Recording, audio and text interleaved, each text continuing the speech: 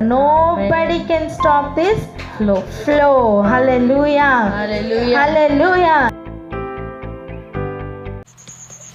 ఆశీర్వాదం పొందలేని ఒక స్థితి ఉన్న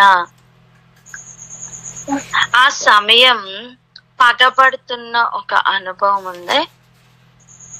అంగీకరింపబడిన వారి మీద అంగీకరింపబడని వారు చేస్తున్న దాడి ఉంది. ఇది ఆది నుండి ఉన్నది, కానీ ఇది ప్రోగ్రెస్ అవుతూ వస్తుంది.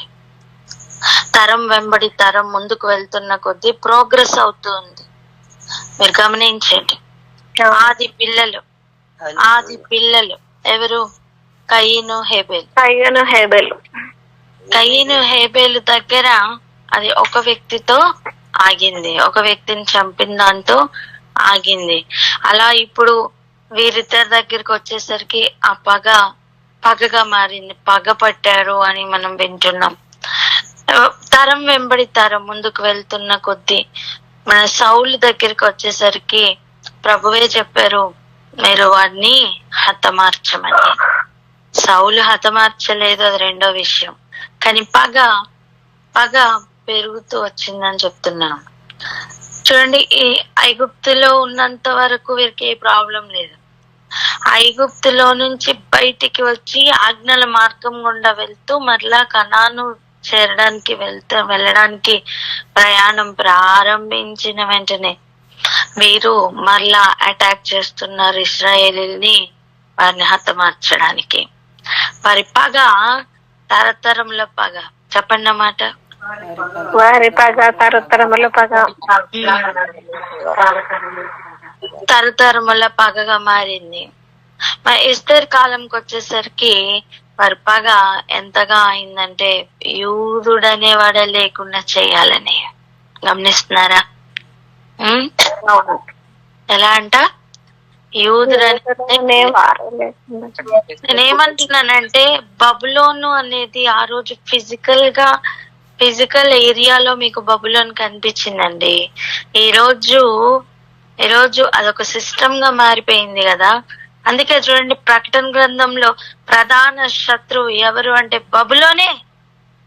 అండ్ దాని పేరు కూడా మారింది, మహాబబులోను. ముందు మనం బబులోను రాజ్యం అని విన్నాం, షూషను కోట, బబులోను రాజ్యం, ఇలా చూస్తున్నాం. అంత లేకపోతే బైబిల్లో ఎన్నో గ్రంథాలు బబులోనుకు సంబంధించి ఎందుకుంటాయండి? బబులోను ప్రస్తావన లేకుండా చాలా గ్రంథాలు రాయలేదు తెలుసా. అసలు బబులోనులోనే జరిగిన అనేక గ్రంథాలు ఒకసారి ఆలోచించండి. దినవృత్తాంతాల్లో స్టార్ట్ అయింది కదా, ఆది కాండంలో బబులోను ఉంది కదా, అక్కడి నుంచి ప్రారంభించండి. అబ్రహాం ఎక్కడి నుంచి పిలువబడ్డాడు? ఇదే బబులోనులో నుంచి బయటికి రప్పించబడ్డాడు. షీనారు దేశం, ఇవన్నీ చూడండి. బాబేలు గోపురం కడుతున్న సమయం వారందరూ ఎక్కడ ఉన్నారు? అదే బబులోనికి సంబంధించిన ఏరియాలో ఉన్నారు. అక్కడి నుంచే నేను చూపించే దేశం నాకు బయటికి రా అని పిలిచినప్పుడు అబ్రహాం యెహోవాను నమ్మి బయటికి వచ్చినట్టుగా చూస్తున్నాం.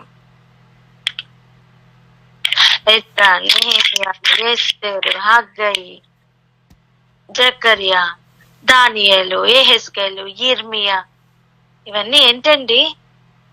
బబులోను గురించిన ప్రస్తావనతో ఉన్నవే. ఎన్ని గ్రంథాలున్నాయి? ఇవన్నీ కూడా బబులోను గురించిన గ్రంథాలే. అంత లైట్ గా తీసుకోవడానికి లేదు.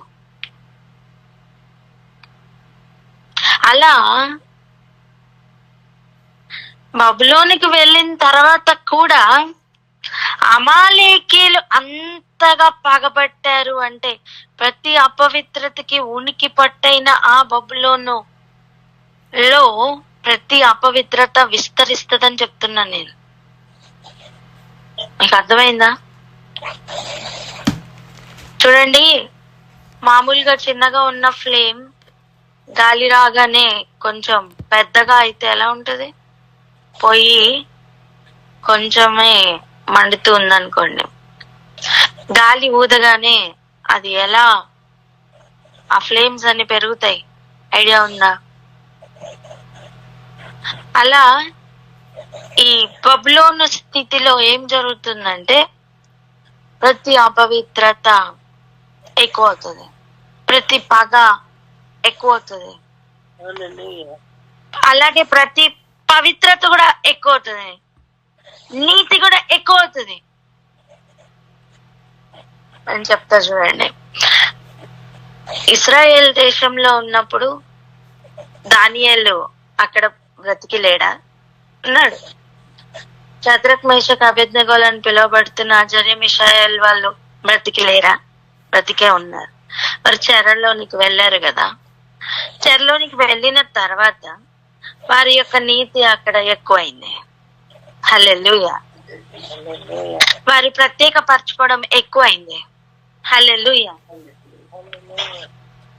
మరి మాంసం చూసిన తర్వాత ఇవి విగ్రహములకు బలి ఇచ్చినవి, నేను తినను అని చెప్పి వారు తీసుకుంటున్న తీర్మానం మీద నిలబడడం ఎక్కువైంది. పవిత్రతను కాపాడుకోవడం ఎక్కువైంది. ఆమేన్. అపవిత్రతను బయటేసుకోవడం ఎక్కువ అవుతుంది, పవిత్రాన్ని కాపాడుకోవడం కూడా ఎక్కువనే అవుతుంది. అన్ని కూడా వాటి వాటి పీక్ స్టేజ్ లోకి వెళ్తాయి అంటున్నాను. ఏమవుతాయండి? అన్ని కూడా స్టేజ్కి వెళ్తుంది, అన్ని వాటి వాటి పీక్ స్టేజ్ వెళ్తూ ఉంటాయి. అలా ఈ బబులోన్ ఏరియాకి చేరిన తర్వాత వీరి యొక్క పగ పీక్ స్టేజ్ కి వెళ్ళింది. ఎవరి పగ? ఎదోము యొక్క పగ. ఎదోము పగ ఎవరి మీద? ఇశ్రాయేలు మీద. ఎదోము అంటే ఎవరు అని చదివాం? ఏశావు. ఏశావు ఎదోమీలకు మూల పురుషుడు అని క్లోజ్ చేసుకున్నాం. ఈ ఎదోము యొక్క పగ ముఖ్యంగా ఎవరి మీద అంటే ఇశ్రాయేలు మీద.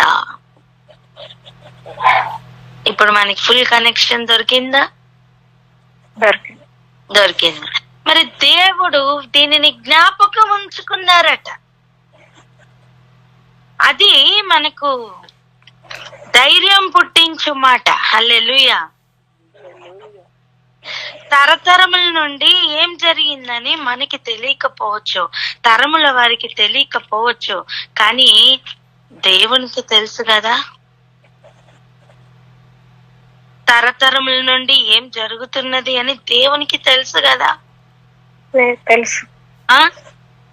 దేవుడు దానిని ఎలా చూస్తున్నారు అనేది మనకి బాగా గ్రహింపులోనికి రావడానికే ఆ మాటను మనం బాగా జ్ఞాపకం ఉంచుకోమని,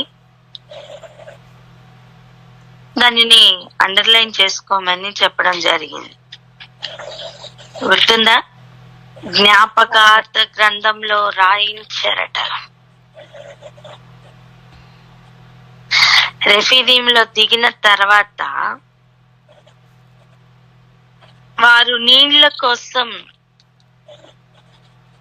తడిగిన తర్వాత అదే రెఫీదీంలో ఈ అమాలేకీలు వారి మీదకి వచ్చిన సమయం మోషే చేతులెత్తి కొండ మీద నించున్నప్పుడు ఇశ్రాయేలీలు గెలుస్తూ వచ్చారు కదా. అదే మోషే చేతులు దించుతున్నప్పుడు, బరువెక్కి చేతులు దించుతున్న సమయం ఈ అమాలేకీలు గెలుస్తున్నారని మనం విన్నాం. ప్రార్థన యొక్క ప్రాముఖ్యత మనం విన్నాం. చేతులెత్తి ప్రార్థించుట యొక్క ప్రాముఖ్యతను మనం నేర్చుకున్నాం. రండి ఆ ఏరియాకి వెళ్దాం. నిర్గమాకాండం 17వ అధ్యాయం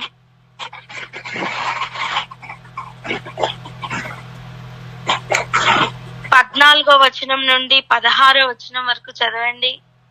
నిర్గమాకాండము 17వ అధ్యాయము 14వ వచనం. స్తోత్రం. అప్పుడు యెహోవా మోషేతో ఇట్లా, నేను నేను అమాలేకీయుల పేరు ఆకాశం కింద నుండకుండా బొత్తిగా తుడిచివేయుదును గనుక జ్ఞాపకార్థ గ్రంథంలో దీన్ని రాసి యెహోషువకు వినిపించుము. 16 వరకు చదువునానా? తర్వాత మోషే ఒక బలిపీఠము కట్టి దానికి యెహోవానిసి అని పేరు పెట్టి, అమాలేకీయులు తమ చేతిని యెహోవా సింహాసనమునకు విరోధముగా ఎత్తిరి గనుక యెహోవాకు అమాలేకీయులతో తరతరముల వరకు యుద్ధమనెను. అదండి, అమాలేకీయులకు ఏంటట? తరతరముల వరకు యుద్ధం. వింటున్నారా? వారి పగ ఎప్పటి వరకు? తరతరముల వరకు. వారి పగ ఎప్పటి వరకు? తరతరముల వరకు. కారణం ఒకటే, ఇశ్రాయేలీలకు మంచు ఉంది, ఎదోమీయులకు మంచు లేదు. ఇశ్రాయేలీలకి భూసారం ఉంది, ఎదోమీయులకు భూసారం లేదు. వీరి పగ ఎప్పటి వరకు? అర్థమవుతుందా? చూడండి, ఎదోమీయులు పగబట్టారు, కానీ దేవుడు దాని జ్ఞాపకార్థ గ్రంథంలో రాసుకుంటున్నారు, రాయించి యెహోషువకి తెలియజేయమంటున్నారు. అంతేనా? అవి తరతరముల వరకు కూడా యుద్ధం అని చెప్పారు. ఇప్పుడు చెప్పండి, యుద్ధం ఎవరిది? యెహోవా. జ్ఞాపకార్థ గ్రంథంలో రాసిన యుద్ధంను ఎవరు జ్ఞాపకం చేసుకుంటారు? యెహోవా జ్ఞాపకం చేసుకుంటారండి. మీకు ఆయన జ్ఞాపకం చేసుకుంటే ఎంత బ్యూటిఫుల్ గా దేవుడు దాన్ని బయటికి తీసుకుని వస్తారో ఈ రోజు చూపించాలి. రెడీయా? రెడీయా? ఇద్దరే రెడీయా? మ్యూట్ తీసి అందరూ నేను రెడీ అని చెప్పండి. చూడండి, పవర్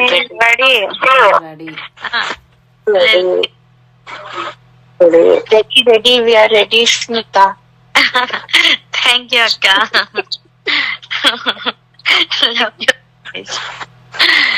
మొదటి సమూయేలు 15వ అధ్యాయం.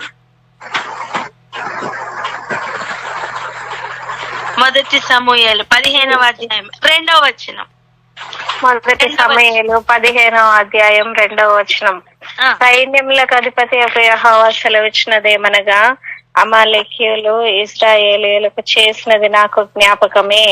వారు ఐగుప్తులో నుండి రాగానే అమాలేకీయులు వారికి విరోధులై మార్గమందు వారి మీదికి వచ్చిరు కదా. చాలు, క్లియర్ గా ఉంది, చూసారా? క్లారిటీగా ఉంది. ఆమేన్. ఇశ్రాయేలీలకు అమాలేకీయులు చేసినది జ్ఞాపకమే. ఎవరికి జ్ఞాపకమే? యెహోవాకు జ్ఞాపకమే. ఆయన ఏ నామంలో వస్తున్నారో గమనించండి. సైన్యములకు అధిపతి అయిన యెహోవా. ఆ నామంలో వస్తున్నారంటేనే అక్కడ యుద్ధం అని అర్థం. ఆ నామంలో వస్తున్నారంటేనే ఆయన జయిస్తున్నారని అర్థం. ఆమేన్. హల్లెలూయా. వారు ఐగుప్తులో నుంచి రాగానే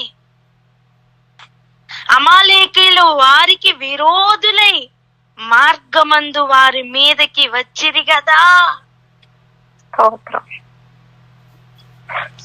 ఎప్పుడో మోషే కాలంలో జరిగినది నాకు జ్ఞాపకమే. మోషే తరముతో గనక మాట్లాడితే ప్రభు అంటారు, ఏశావు కాలంలో జరిగినది నాకు జ్ఞాపకమే అంటారు. హల్లెలూయా. హల్లెలూయా. ఇప్పుడు ఎస్తేర్ కాలం దగ్గరికి వచ్చారు అనుకోండి, అమాలేకీయులు చేసినది నాకు జ్ఞాపకమే. హల్లెలూయా. హల్లెలూయా. అర్థమవుతుందా? అర్థమవుతుంది. ఆయన జ్ఞాపకం ఉంచుకో. అందుకే ఆయన అంటారు, పగ తీర్చుకుంటే నా పని.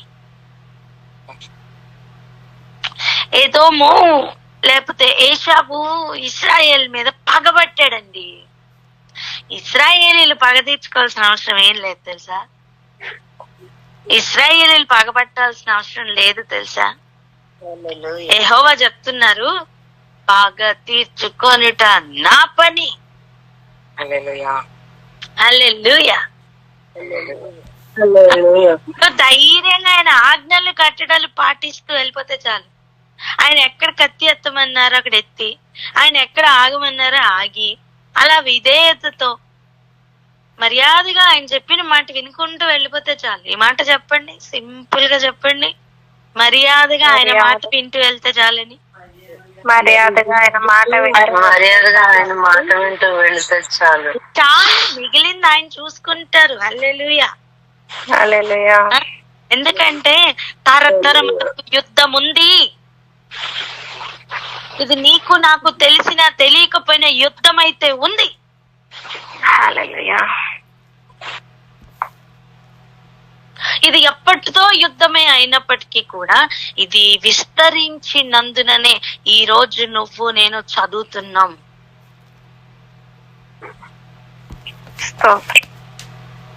దీనిని ఎస్తేర్ కాలంలో దేవుడు ఎలా నిర్మూలం చేశారో, ఎలా ఆయన ప్రాఫిటికల్ గా ఎలా మూవ్ అయ్యారో అనే విషయాన్ని మనం చూడబోతున్నాం. కానీ ఇక్కడ ఆగి ప్రార్థన చేసుకుందాం. తరతరములకు ఉన్న యుద్ధం యెహోవా ఎలా క్లియర్ చేస్తున్నారు, ఆనాడు ఎలా చేశారో మన జీవితాల్లో కూడా అలాగే చేస్తారు అని నమ్ముదాం. దేవుడు చూడట్లేదా? చాలా సార్లు అంటాం, నా పరిస్థితి దేవుడు చూడట్లేదా, నేను ఎలాంటి ప్రెషర్ గుండా వెళ్తున్నానో దేవుడు చూడట్లేదా. ఇటువంటి మాటలు అనేకములు పలుకుతున్నాం. ఈరోజు రిపెంట్ అవుదాం. అటువంటి మాటలు మనకి తగినవి కాదు. ఇంత చిన్న విషయాన్ని దేవుడు మర్చిపోలేదంట. ఐగుప్తులో నుంచి బయటికి వస్తున్నప్పుడే అటాక్ చేసిన శత్రువుని దేవుడు మర్చిపోలేదట.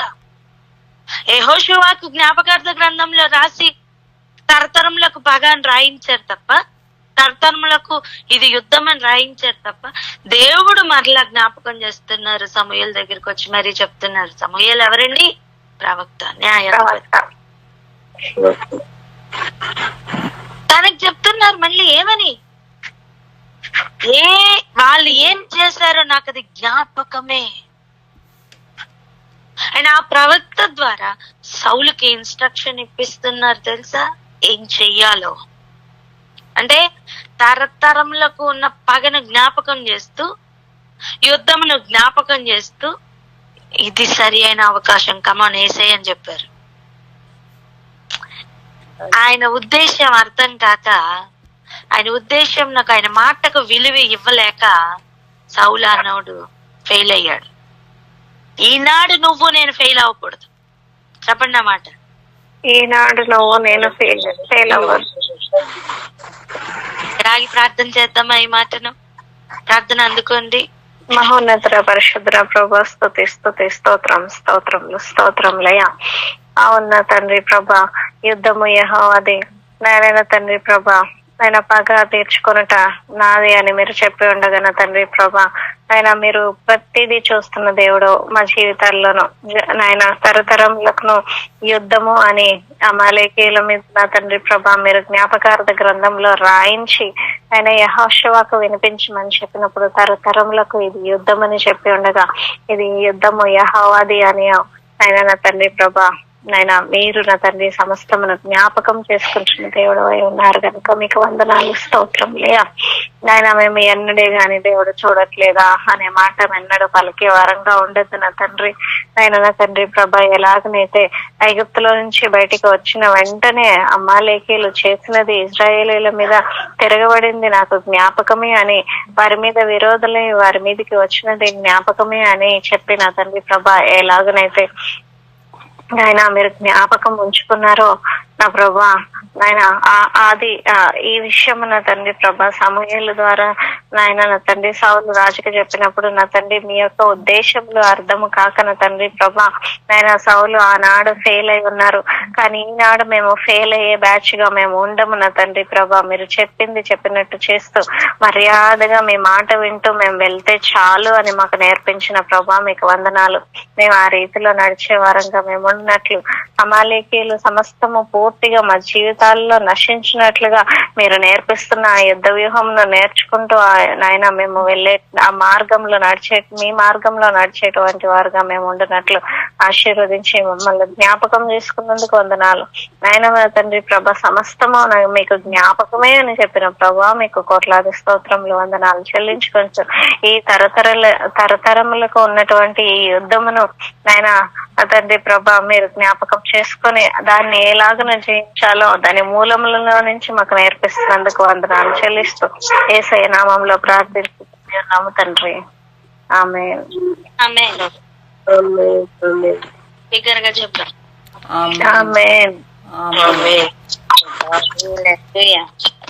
రండి వెళ్దాం.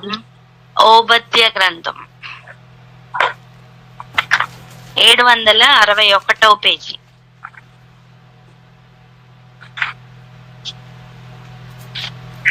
ఓబద్య గ్రంథం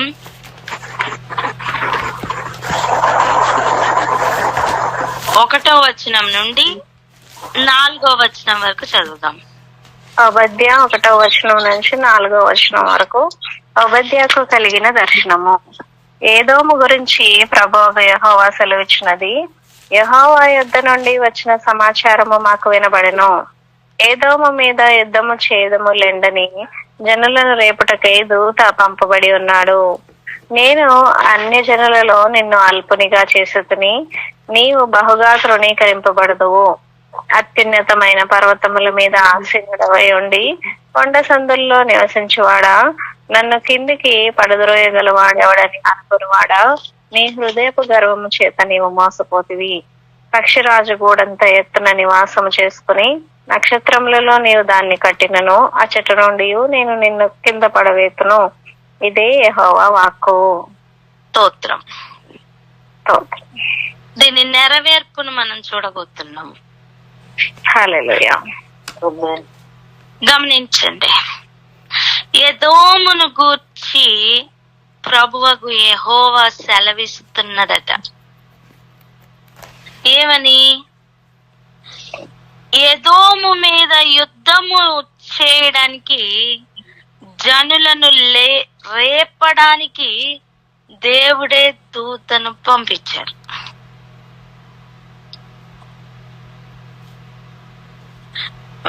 చూడండి, ఇది ఎటువంటిదంటే ఆయన చెప్తున్న ఒక మాట. ఇక ప్రభువే ఎదోముతో యుద్ధం ఎవరిదండి ఇప్పుడు?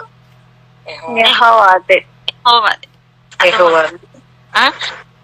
ఈ ఎదోము ఎలాంటి స్థితిలోనికి వెళ్ళాడంటే 3వ వచనంలో అత్యున్నతమైన పర్వతముల మీద ఆసీనుడవై ఉండి కొండ సందులలో నివసించువాడా అంటే ఎదోమీయులు అగ్రస్థానంలో ఉన్నారని అర్థం. చూడండి, అగగు ఒక రాజుగా ఉన్నాడు అంటే వారికి రాజ్యం ఉందనే కదా. అవునా కదా? మీకు వాని సింహాసనం చూపిస్తా. ఎస్తేరు గ్రంథం 3వ అధ్యాయం మొదటి 2 వచనాలు చదవండి. ఎస్తేరు గ్రంథం 3వ అధ్యాయం మొదటి 2 వచనాలు. ఈ సంగతులైన తరువాత అహష్వేరోషు హమ్మోదాత కుమారుడును అగాగీయుడనగు హామాను గనపరిచి వాని హెచ్చించి వాని పీఠమును తన దగ్గరనున్న అధిపతులందరికంటే ఎత్తుగా నుంచెను. కాబట్టి రాజగుమ్మమునున్న రాజసేవకులందరూ రాజాజ్ఞానుసారముగా మోకాళ్ళుని హామానుకు నమస్కరించిరి. మొర్దెకై వంగకయు నమస్కారము చేయకయు ఉండగా. ఇప్పుడు గమనించారా, ఆ హైయెస్ట్ ప్లేస్ అది కేవలం ఏదో ఒక కొండ ఉంటది, ఆ కొండ మీద ఒక సింహాసనం ఉంటది, ఆ సింహాసనం మీద ఈయన కూర్చుంటాడని కాదు. దేశం యొక్క పరిస్థితులు గమనించు, ఒక్కొక్క వ్యక్తి యొక్క పరిస్థితులు గమనించండి. అక్కడ జరుగుతున్న కార్యం, అక్కడ చదివిన వచనం ఏంటి? అత్యున్నతమైన సింహాసనం మీద ఆసీనుడువై ఉండువాడా. ఎవరు పిలుస్తున్నారు ఆ పిలుపుని? యెహోవా. యెహోవా పిలుస్తున్నారండి. ఒకరిని పడద్రోయడానికి అత్యున్నతమైన సింహాసనం ఎక్కనిస్తున్నారు ప్రభు. ఇక్కడ చూడండి, అగగీయుడు నాకు హామానును ఘనపరచి వానిని హెచ్చించి వాని పీఠము తన దగ్గరనున్న అధిపతులందరికంటే ఎత్తుగా ఉంచెను. ఎందుకు అంత ఎత్తారు? కిందకి పడేయడానికి. అక్కడి నుంచి కిందకి తొయ్యాలి కనుక. చెప్పండి నా మాట. అక్కడి నుంచి కిందకి తొయ్యాలి కనుక, నుంచి కిందకి పడవేయండి. ఇది తరతరముల యుద్ధం. ఎన్ని తరముల యుద్ధమైనా ఓబద్యా గ్రంథంలో ఎదోమును గురించిన రాయించిన ప్రతి మాట తరతరముల మాట. ఆమేనంటే చూడండి, ఒక మ్యాథ్స్ లో క్లిష్టమైన కొన్ని ప్రాబ్లమ్స్ ని సాల్వ్ చేయడానికి మనకి కొన్ని ఫార్ములాస్ ఉంటాయి. అది అప్లై చేసాం అనుకోండి, ఆ ప్రాబ్లం, ఆ సొల్యూషన్ ఏంటో మనకు అర్థమైపోతుంది. అవునా? అలా ఎదోమియులతో ఏ ప్రాబ్లం వచ్చినా, ఎదోమియులతో ఏ సమస్య వచ్చినా, ఏది అర్థం కాకపోయినా ఓబద్యా అనే ఫార్ములా ఉంది.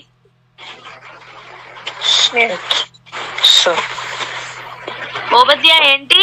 ఒక ఫార్ములా అని చెప్పండి. ఒక ఫార్ములా. ఓబద్యా అనేది ఒక ఫార్ములా అని చెప్పండి. ఓబద్యా అనేది ఒక ఫార్ములా. సో ఎదోమియుల ప్రాబ్లం ఎక్కడ వచ్చినా ఓబద్యా దగ్గరికి వెళ్తే దేవుడు ఎలా కదులుతారు, దేవుడు ఎలా యుద్ధం చేస్తారో మనకు తెలిసిపోద్ది. ఎలా చేశారో అర్థమవుతుంది, ఇప్పుడు ఎలా చేస్తున్నారో అర్థమవుతుంది, ఎలా చేస్తారో కూడా అర్థమవుతుంది. ఆమేన్. ఎలాగైతే ఇది తరతరములకు యుద్ధం అని రాయించారో, అలాగే తరతరములకు ఫార్ములా అండి ఓబద్యా. స్తోత్రం. హల్లెలూయా. హల్లెలూయా. అత్యున్నతమైన స్థానం మీదకి ఎక్కిన వాడు అని పిలుస్తున్నారు, కానీ అహష్వేరోషు చేస్తున్న కార్యం అక్కడ అదే. అత్యున్నతమైన స్థానం ఇచ్చాడు. అందుకే అక్కడ రాయించారు, అక్కడ ఉన్న వారందరి అధిపతుల కంటే ఎత్తుగా ఉంచాడట. దేనిని? తన పీఠమును. ఎవరి పీఠం? ఎవరి పీఠం? హామాను పీఠం. హామాను పీఠం. అర్థమైన హామాను పీఠంను ఎత్తుగా ఉంచాడు. ఎక్కడ? అందరికంటే. చూడండి, 180 రోజులు విందు చేయగలిగిన అధిపతులు, లేదా విందులో పాల్గొంటున్న అధిపతులు, 127 సంస్థానాల నుంచి వచ్చిన అధిపతులు, వారందరికంటే హామాను పీఠం ఎత్తైన పీఠం.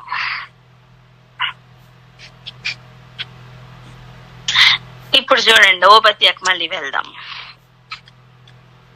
చదువునా? నెక్స్ట్ వచనం చదువు. అత్యున్నతమైన సింహాసనం నుండి చదువు. ఓబద్య గ్రంథం స్తోత్రం 3వ వచనము. అత్యున్నతమైన పర్వతముల మీద ఆసీనుడవై ఉండి కొండ సందులలో నివసించువాడా, నన్ను క్రిందికి పడద్రోయగలవాడెవడని అనుకున్నవాడా, నీ హృదయపు గర్వము చేత నీవు మోసపోతివి.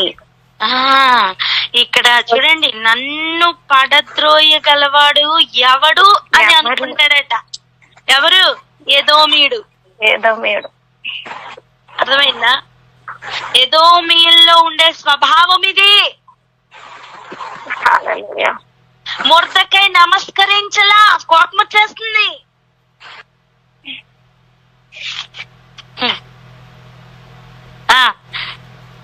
మోసపోతున్నాడు తన హృదయ గర్వము చేత. తనను మోసపుచ్చడానికి ప్రత్యేకంగా ఎవరు రావక్కర్లా, తనని తానే మోసం చేసుకుంటాడు. చెప్పండి అన్నమాట. తానే మోసం చేసుకోవడానికి ప్రత్యేకంగా ఎవరు రావడం అవసరం, తనని తానే మోసపరుచుకుంటాడు. ఇప్పుడు అపవాది చూడండి, ఎవరిని మోసపుచ్చుదనా అని తిరగడానికి అంత అవసరం లేదండి. వింటున్నారా? పన్నాగాలు పన్ని మోసపుచ్చి ప్లాన్ వేసి అవసరం లేదు. తన గర్వం తనకి చాలు, తను ఒక మోసంలోకి వెళ్ళిపోవడానికి.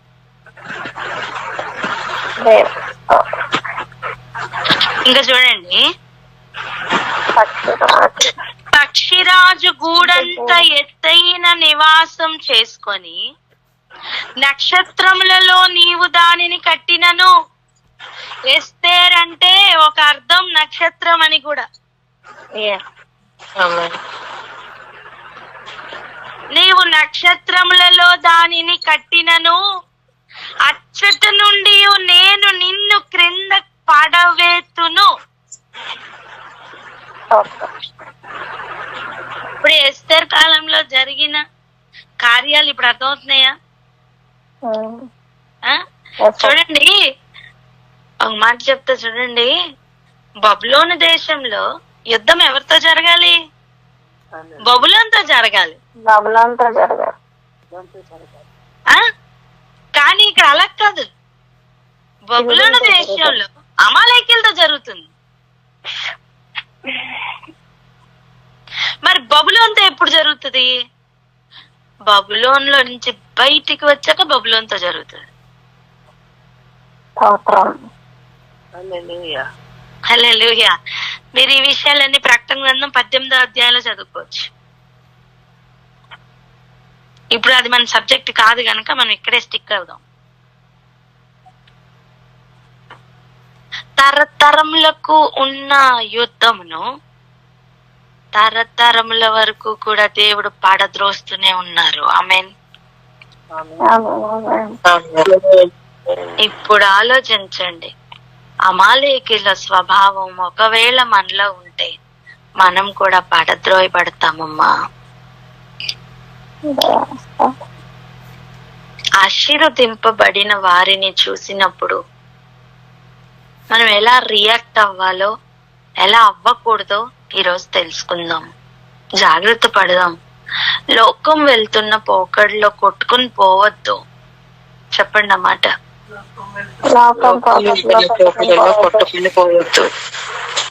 ప్రత్యేకించబడిన జనాంగం ఎలా ఉండాలో జాగ్రత్త పడదాం. హింసిస్తున్న వారు ఒక కాలంలో కాదు, కయీను కాలం నుండే ఉన్నారు. ప్రకటన గ్రంథంలో మనం చూస్తాం, వాళ్ళు హింసించడం అనేది ఓపెన్ గా దేవుడు ఒక కాలములు అర్ధకాలం అర్థం 3.5 సంవత్సరములు పూర్తి స్థాయిలో హింసించుకో అని విడిచిపెట్టేసే ఒక సమయం రాబోతుంది. చిన్న చిన్న విషయాలకు దేవుణ్ణి వదిలేస్తున్నావే, మహాశ్రముల కాలంలో ఎలా నిలబడతావు? తెల్లని వస్త్రములు ధరించుకొని ఒక పెద్ద సమూహం పరలోకంలో వచ్చినప్పుడు, ఉండినప్పుడు, నిలబడినప్పుడు అక్కడ పెద్దల్లో ఒకడు అడుగుతున్నాడు, వీళ్ళెవరో తెలుసా అని. నువ్వు చెప్పయ్యా అని యోహాన్ అడిగినప్పుడు ఆ పెద్దల్లో ఒకడు ఏమని చెప్తున్నారు తెలుసా? మీరు మహాశ్రమల నుండి వచ్చిన వారు అని. నువ్వు మహాశ్రమ దాకా అక్కర్లేదమ్మా, చిన్న శ్రమలోనే పడిపోతున్నావే. నువ్వు మహాశ్రమల్లో నిలబడే అంత విశ్వాసం ఎప్పుడు పెంచుకుంటావు దేవుని మీద? దేవుని మీద ఆశ ఎప్పుడు పెరుగుతుంది?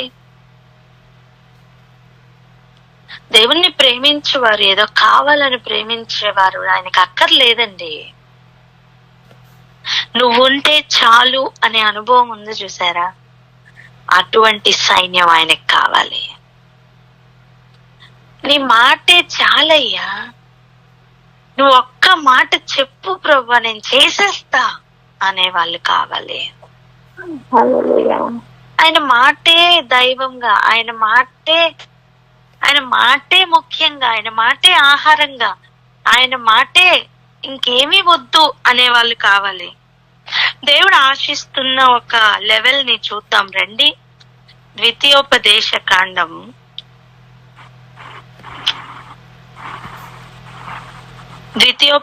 కాండం 6వ అధ్యాయం 4వ వచనం నుండి 9వ వచనం వరకు చదవండి. ఇప్పుడు ఎదోముకు పగ ఎవరి మీద? ఇశ్రాయేల్ మీద, అంతే కదా? ఆ ఇశ్రాయేల్ తో ప్రభు ఏం చెప్తున్నారో వినండి. ద్వితీయోపదేశకాండం 6వ అధ్యాయం 3వ 4 నుండి 9 వరకు చదువునాను. 4 నుంచి 9 వరకు. ఇశ్రాయేలు వినుము, మన దేవుడైన యెహోవా అద్వితీయుడగు యెహోవా. నీ పూర్ణ హృదయముతోనూ పూర్ణ ఆత్మతోనూ పూర్ణ శక్తితోనూ నీ దేవుడైన యెహోవాను ప్రేమింపవలెను. నేడు నేను నీకు ఆజ్ఞాపించు ఈ మాటలు నీ హృదయములో ఉండవలెను. నీవు నీ కుమారులకు వాటిని అభ్యసింపజేసి నీ ఇంట కూర్చుండునప్పుడును, త్రోవను నడిచినప్పుడు, పండుకున్నప్పుడును, లేచినప్పుడును వాటి గూర్చి మాట్లాడవలెను. సూచనగా వాటిని నీ చేతికి కట్టుకొనవలెను. అవి నీ కన్నులకు నడుమ బాసికము వలె ఉండవలెను. నీ ఇంటి ద్వార బంధముల మీదను నీ గవనుల మీదను వాటిని రాయవలెను. ఇలా అయిపోవాలండి ఇశ్రాయేలు. ఎప్పుడు వాక్యమేనా? అవును. నించున్న కూర్చున్న కూడా వాక్యమేనా? అవును. ఏంటి పడుకున్న లేచిన వాక్యమే? అవునమ్మా. హల్లెలూయా. అర్థమైందా? ఇశ్రాయేలు వినుము. ఇశ్రాయేలు నీ శత్రువు ఎవరు? ఎదోము. నీ మీద పగపట్టిన వాళ్ళు ఎవరు? ఎదోము. వింటున్నారా? వీరు ఐగుప్తు నుంచి బయటకు వచ్చినా మానలేదు, బబులోన్ లో నుంచి బయటకు వస్తున్నా మానలేదు అటాక్ చేయడం. రెఫీదీం లో ఎక్కడి నుంచి బయటకు వస్తుంటే పట్టుకున్నారండి వాళ్ళు? ఐగుప్తులో నుండి. ఎస్తర్ కాలంలో వాళ్ళు వచ్చింది ఎక్కడ? బబులోను దేశంలో. ఎక్కడైనా సరే పగబట్టిన వాడు అనిపిస్తూనే ఉన్నాడు. చూడండి వాడు ఎలా ఉన్నా ఉండని, ఇశ్రాయేల్ ఎలా తయారవ్వాలో తెలుసా? ఇలా తయారవ్వాలి.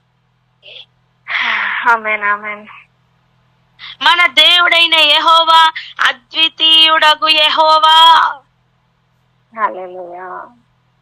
ద్వితీయత లేనివాడు, ద్వితీయుడు లేనివాడు. ఇంకొకరిని నువ్వు చూడద్దు. ఆకాశ పక్షుల్లో గాని, భూమి మీద జంతువుల్లో గాని, చెట్లలో గాని, మనుషుల్లో గాని నీకు యెహోవా దొరకడు. పోల్చద్దు. యెహోవాకి ఇచ్చు స్థానం యెహోవాకే ఇవ్వాలి, దేవునికే ఇవ్వాలి. అది ఏ రేంజ్కు, ఏ స్థాయికి వెళ్ళాలంటే నీ పూర్ణ హృదయంతో, పూర్ణ ఆత్మతో, పూర్ణ శక్తితో, ప్రాణాత్మ దేహములకు ఉన్న పూర్ణము ఆయనకే.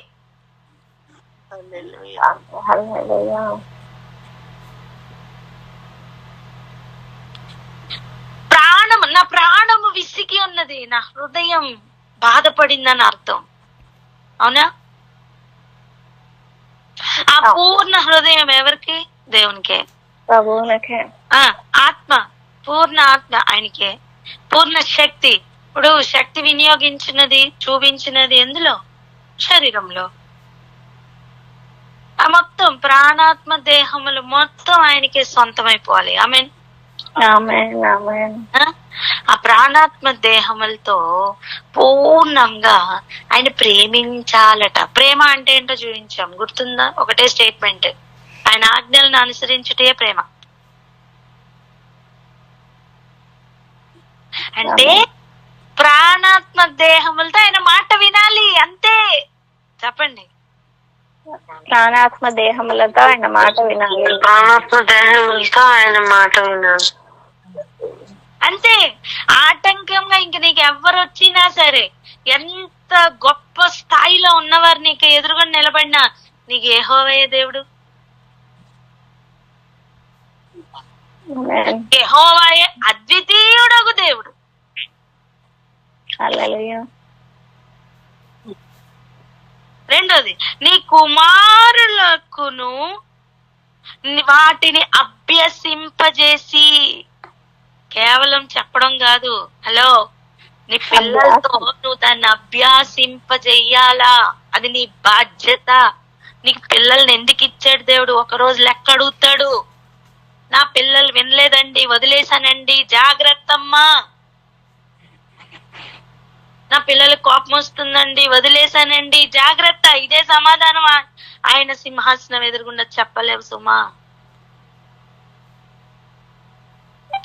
బాలుడు నడవలసిన త్రోవను వానికి చిన్నతనం నుంచే నేర్పించమని చెప్పిన ప్రభు వారికి అభ్యాసింపజేయమంటున్నారు. అభ్యాసం అంటే ఏంటి? ప్రాక్టీస్. ఇక మాట వినట్లేదనే క్వశ్చనే లేదు అక్కడ. మాట వినేటట్టు చెయ్యి. చెప్పండి ఒకరితో ఒకరు, మాట వినేటట్లు చెయ్యి. మాట వినేటట్లు చెయ్యి. నీ పిల్లలు నీకే లొంగాలి. చెప్పండి అన్నమాట. పిల్లలు నీకే లొంగాలి. పిల్లలకి మనం ఏం నేర్పించాలి? పూర్ణ ప్రాణాత్మ దేహములతో ఆయనను ప్రేమించుట, ఆయన చెప్పిన మాట వినుట అభ్యసింపజేయాలమ్మా. వేరే ఏ పని చేసినా ఆయన సంతోషించరు. నీ కుటుంబాన్ని నువ్వు కట్టుకో. చెప్పండి, నీ కుటుంబాన్ని నువ్వు కట్టుకో అని. మొదట ఇంటిలో పని చేయి, తర్వాత బయట. ఇప్పుడు చూడండి, మనం డ్యూటీకి వెళ్ళాలి, ఫస్ట్ ఇంట్లో పని చేసుకోమా? చెప్పండి. ఇంట్లో పని అయిన తర్వాతనే కదా అక్కడికి వెళ్ళి పని చేస్తాం. ఇంట్లో జీతం అడుగుతారా? నేను ఎంత పని చేస్తాను? ఆశించకుండా పని చేయి.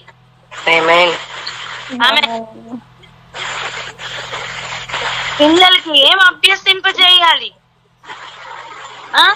ఎలా అభ్యసింపజేయాలి?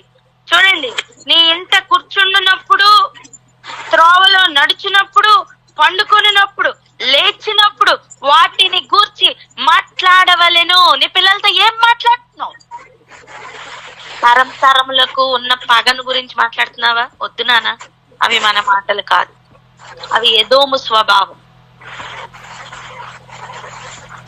పాతకాలపు విషయాలు, అప్పుడు ఇలా జరిగింది, అప్పుడు అలా జరిగింది, వాళ్ళ మీద నాకు కోపం ఉంది, వీళ్ళ మీద నాకు కోపం ఉంది. నువ్వు పగను పంచుతున్నావు తెలుసా?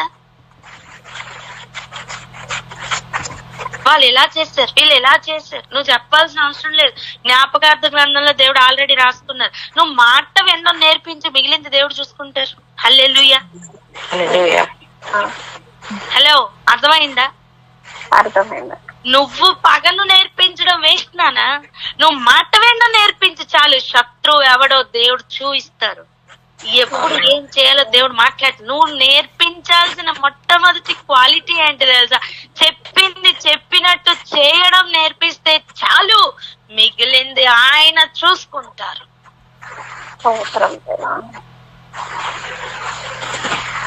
ఎంతమందికి అర్థమవుతుంది? అర్థమవుతుంది. వాళ్ళు కూర్చున్నప్పుడు దేవుని ఆజ్ఞ గురించి మాట్లాడు, దేవుని ఆజ్ఞ ఎలా ప్రేమించాలో మాట్లాడు. వారు కూర్చున్నప్పుడు సిట్ అంటే సిట్, స్టాండ్ అంటే స్టాండ్ మొదట నేర్పించునానా. నీ పిల్లల్ని నువ్వు టైం చేయి, నువ్వు దేవునికి లోబడుట నేర్పించు.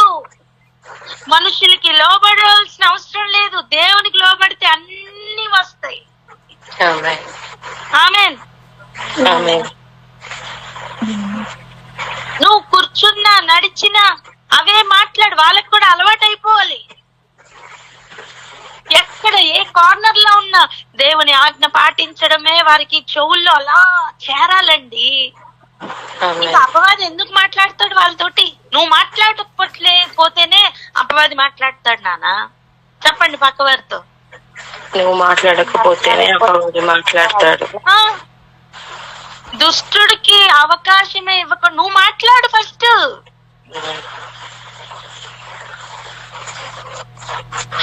మీరు గమనించండి, అక్కడ 7వ వచనం, లేచినప్పుడును వాటిని గూర్చి మాట్లాడవలెను. వేటిని గూర్చి?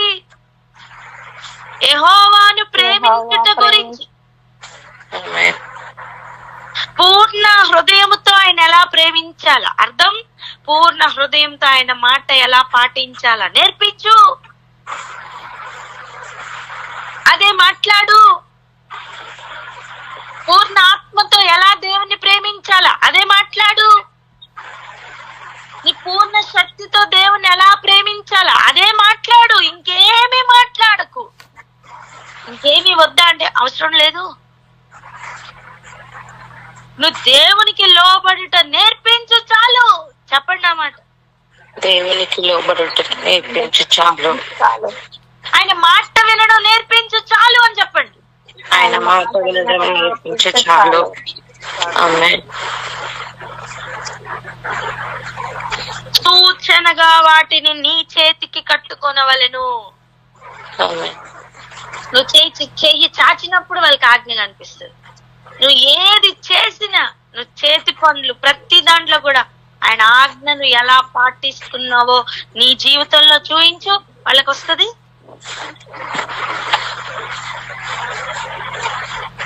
నువ్వు పాటించకుండా నువ్వు చెయ్యి అని చెప్పితే వాళ్ళు చెయ్యరు. మొదట నువ్వు లోబడు. పూర్ణ హృదయంతో ఆయన మాటకు లోబడడం మొదట నువ్వు నేర్చుకో. దేవుని నువ్వు ఎదిరిస్తే నీ పిల్లలు కూడా ఎదిరిస్తారు. వ్యక్తిగతంగా నేను దాన్ని అనుభవిస్తున్నానండి. నేను చూస్తున్నాను, నా జీవితంలో నేను చూస్తున్నాను. నేను లోకల్లో తిరిగినప్పుడు నా బిడ్డ కూడా లోకల్లో తిరిగేది.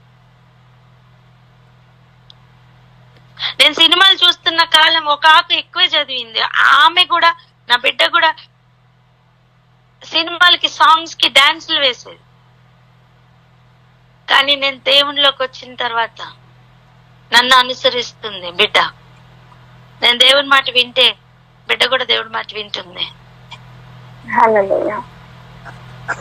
ఇది ప్రతి ఒక్కరికి సాధ్యమే అంటున్నాను. మనం ఫస్ట్ ఎలా నడిస్తే మన పిల్లలు అలా నడుస్తారు అంటున్నాను నేను. మన ముందు తరాలు వదిలేయండి. ఇప్పుడు తాతయ్యల్ని ముత్తాతల్ని మార్చాల్సిన అవసరం లేదు. వాళ్ళ టైం అయిపోయింది. వింటున్నారా? వాళ్ళు ఇప్పుడు భూమి మీద లేరు.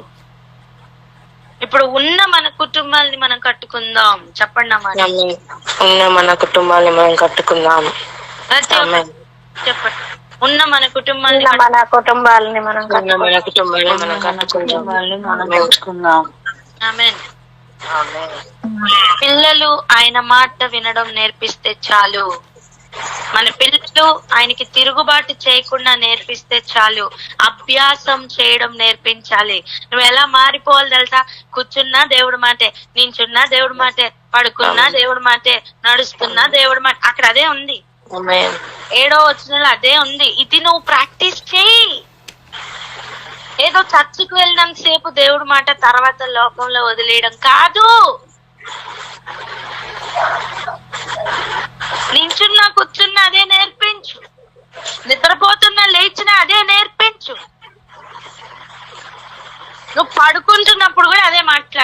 ఈరోజు ఇట్టి తీర్మానం తీసుకో.